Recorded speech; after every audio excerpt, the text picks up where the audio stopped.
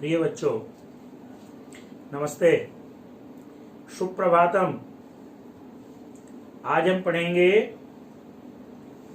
नैतिक शिक्षा में लेसन नंबर 8, सत्संग का महत्व। मेरे प्यारे बच्चों, जीवन में अगर हमें उन्नति करना है तो हमें सत्संग में रहना चाहिए। आप कहेंगे सत्संग का मतलब क्या कोई धार्मिक आयोजन है जहां पे जाएं, बैठ के किसी का प्रवचन सुने? क्या किसी मंदिर में जाना है या किसी अन्य ऐसे आयोजन में जाना है जहां पे धर्म की चर्चा हो? तो क्या वही सत्संग है? बच्चों, सत्संग का अर्थ है सज्जनों के साथ संग करना, अर्थात मेल करना। इस संसार के अंदर कोई भी बच्चा, कोई भी व्यक्ति ऐसा नहीं होगा जो जीवन में उन्नति नहीं करना चाहता है। और जीवन में उन्नति करने के लिए सत्संगति का, अच्छे लोगों की संगति का, जेंटल लोगों के साथ टुगेदरनेस का बहुत बड़ा इंपॉर्टेंस है, बहुत बड़ा महत्व है। एक मैंने आपके सामने श्लोक लिखा है, जाड्यम धियो हरति सिंचति वाचि सत्यम मानोन्नतिम दिशति पापमपाकरोति चेत प्रसादयति दिक्षु तनोति कीर्तिम सत्संगति कथय किम न करोति पुंसाम। मेरे प्यारे बच्चों, भर्तृहरि जी एक संस्कृत के कवि हुए। उन्होंने सत्संगति को लेकर के कहा कि अगर आप अच्छी संगत में रहते हैं, अच्छे लोगों के साथ रहते हैं, आपका मित्र अच्छा है, आपका साथ अच्छा है, अच्छे लोगों का है, तो क्या होता है? बुद्धि के अंदर, ध्येय बुद्धि के अंदर जो जड़ता होती है, मूर्खता होती है, वो खत्म हो जाती है। सिंचति वाचि सत्यम, वाणी में सत्य का संचार होता है।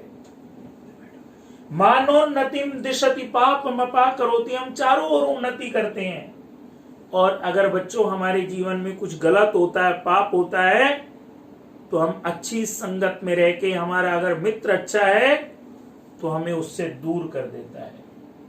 चेत प्रसादयति, आप देखो जब आपके अच्छे फ्रेंड्स मिलते हैं, जो अच्छी बात करते हैं, जो पॉजिटिव थिंकर हैं, जो बड़ी अच्छे काम की बात करते हैं, कोई गलत चर्चाएं नहीं करते हैं, तो ऐसे मित्रों से मिल करके चेत प्रसादयति, चेत मतलब मन प्रसन्न हो जाता है।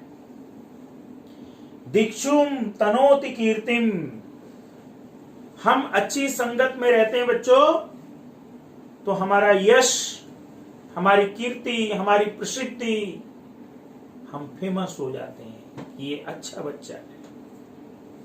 सत्संगति कथय किम न करोति पुंसाम, इसलिए कहते हैं सत्संगति कहो मनुष्यों का क्या भला नहीं करती, सब भला करती है। मेरे प्यारे बच्चों, आप बड़े सौभाग्यशाली हैं कि आप डीएवी स्कूल में पढ़ रहे हैं और इस पवित्र डीएवी स्कूल के अंदर आपको इस प्रकार की शिक्षा दी जा रही है कि आप अच्छे मित्रों का चुनाव कीजिए। एक छोटे से उदाहरण से बच्चों इस पाठ को चल रहा हूं आगे। मेरे प्यारे बच्चों, कभी घर में एक प्रयोग करना। आप क्या करना?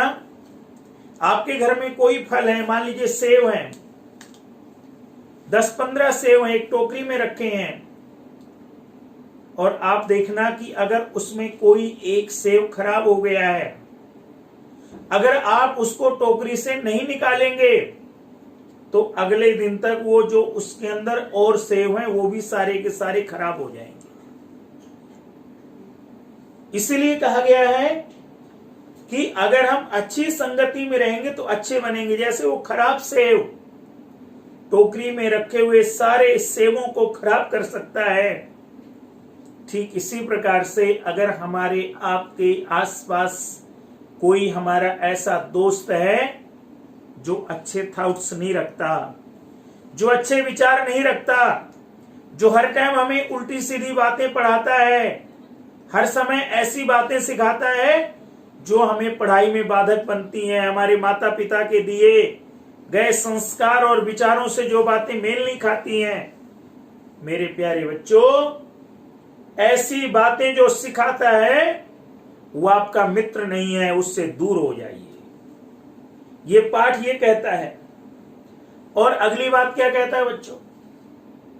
वास्तव में व्यक्ति के व्यक्तित्व का, मनुष्य की पर्सनैलिटी का निर्माण उसके आसपास के परिवेश से होता है, आसपास के वातावरण से होता है। और इसलिए इस पुस्तक में आया कि व्यक्ति जैसे परिवेश में रहता है, अच्छे या बुरे, वैसा ही बन जाता है। हमारे अपने संगी साथियों के आचरण जैसा ही आचरण होने लगता है, उनके गुणदोष अपने गुणदोष बनने लगते हैं। इसलिए धर्मशास्त्र हमें बार बार कहते हैं कि हमें सत्संग पर बल देना चाहिए, अच्छे लोगों की संगति में रहना चाहिए। बच्चों, एक आपको मैं छोटी सी घटना सुनाना चाहूंगा।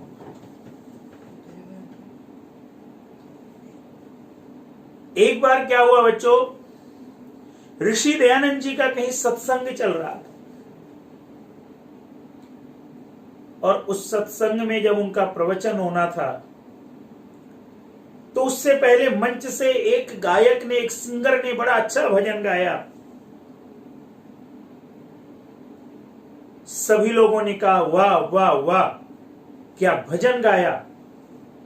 सब मंत्रमुग्ध हो गए, सब एकदम उसके भजन में रम गए, जुड़ गए। सब लोगों ने उसका स्वागत किया। लेकिन बच्चों,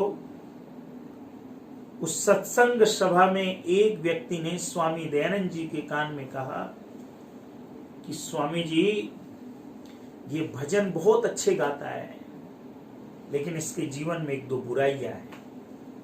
ऐसे भजन गाने का क्या फायदा? मेरे प्यारे बच्चों, स्वामी दयानंद जी ने सुन लिया,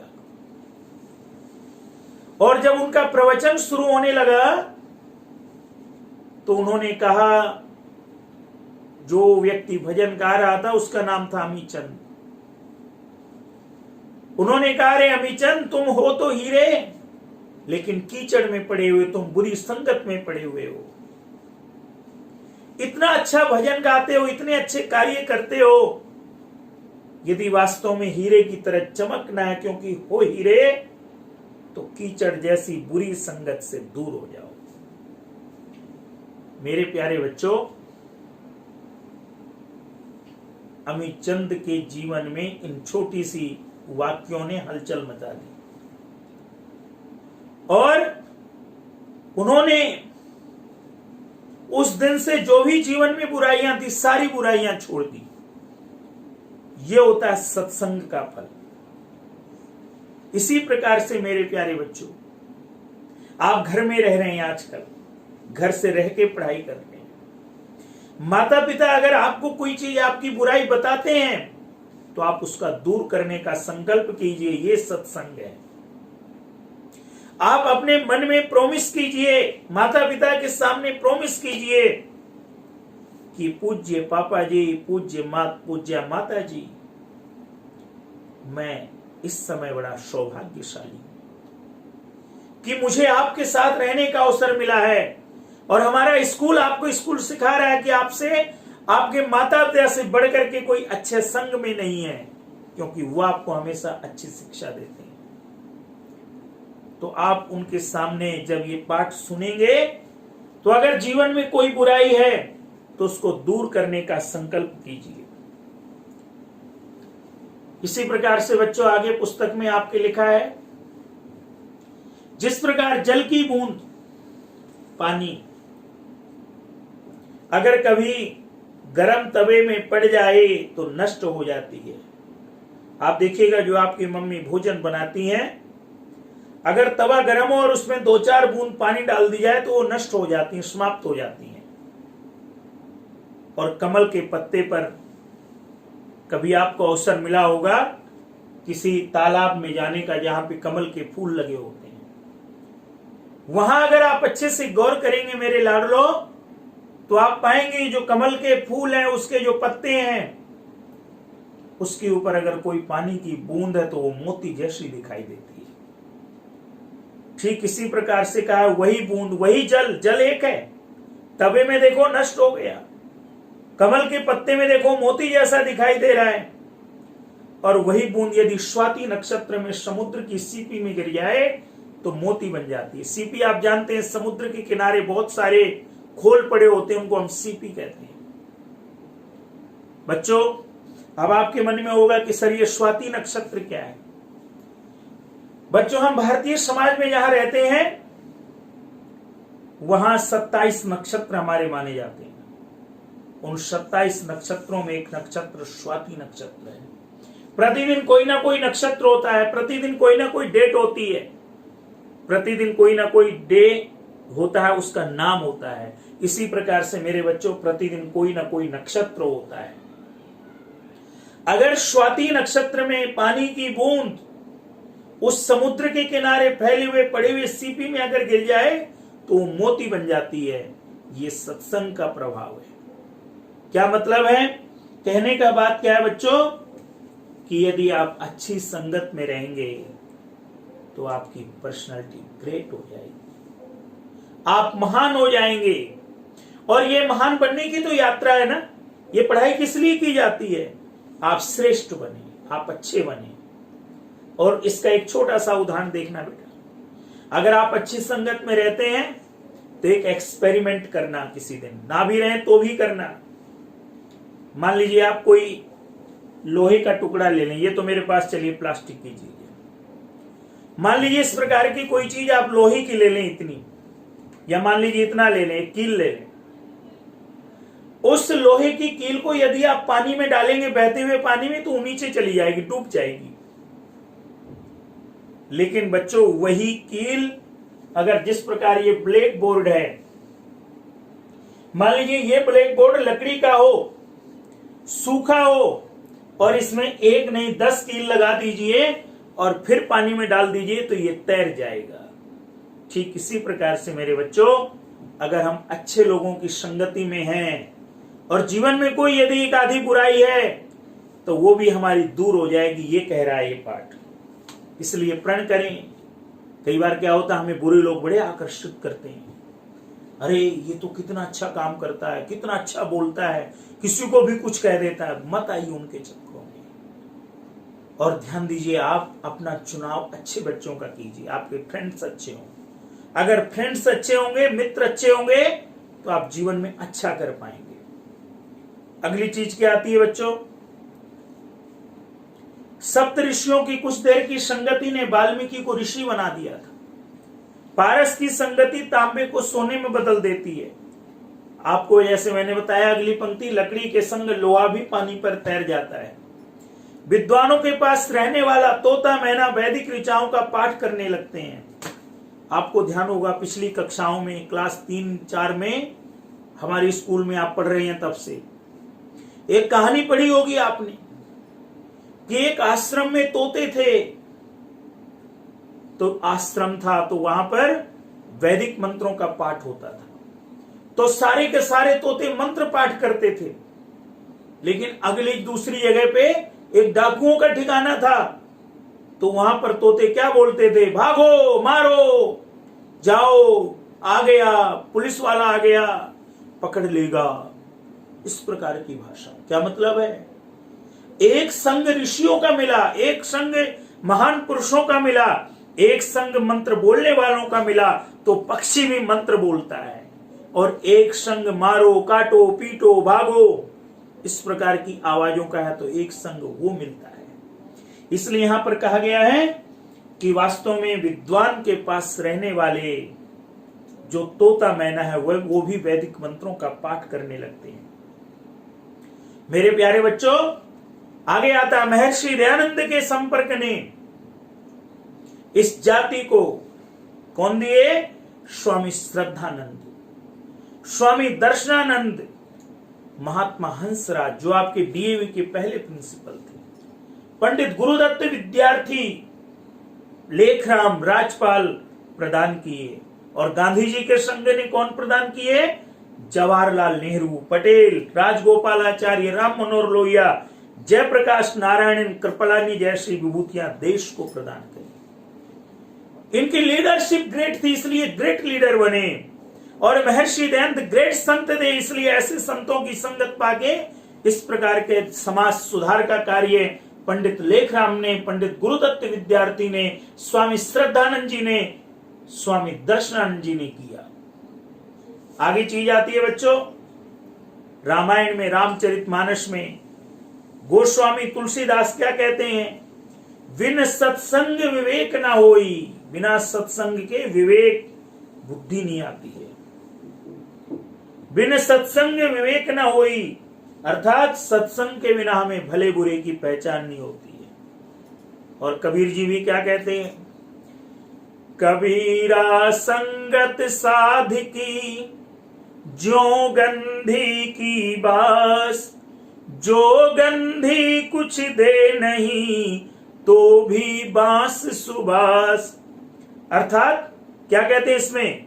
सज्जन का संग गंध बेचने वाले के पास में रहने वाले के समान है। यदि गंधी अपना इत्र फुलेल आदि कुछ ना भी दे, तब भी वो पास में जब तक रहता है तो वातावरण सुगंधित बना रहता है।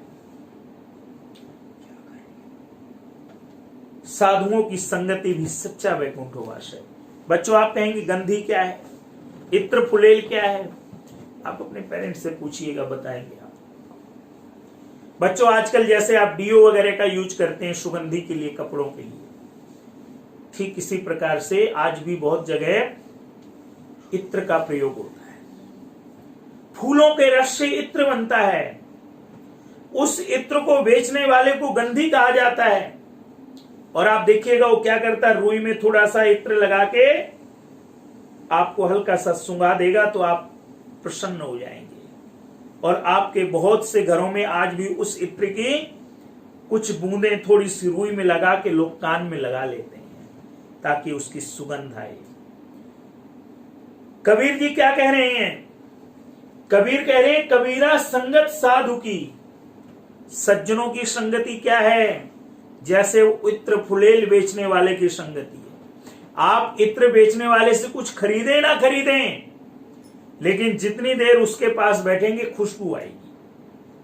ठीक इसी प्रकार से मेरे प्यारे बच्चों, जो आपके अच्छे मित्र हैं, आपके माता पिता आपके अच्छे मित्र हैं, आपके दादा दादी अच्छे मित्र हैं, जो भी अच्छे लोग हैं, जितनी देर आप बैठते होंगे आपको बड़ा सुकून मिलता होगा, आपको बड़ा अच्छा लगता होगा। इसलिए कहने का भाव क्या है? प्रयास कीजिए जो आपसे अच्छी सकारात्मक बात करें उनके पास ज्यादा देर बैठे। जो ऐसी बात करे जो जिससे आपका मन खराब हो, उसको प्रयास कीजिए कि आप उसकी बातों को सुन तो लें, संगत भी ना करें उसकी। हाँ, अगर आपकी कोई बुराई है, बता रहा है, कोई आपको याद दिला रहा है, तो उसको जरूर सुने, उसका बुरा ना माने। इसी प्रकार से क्या कहा गया आगे?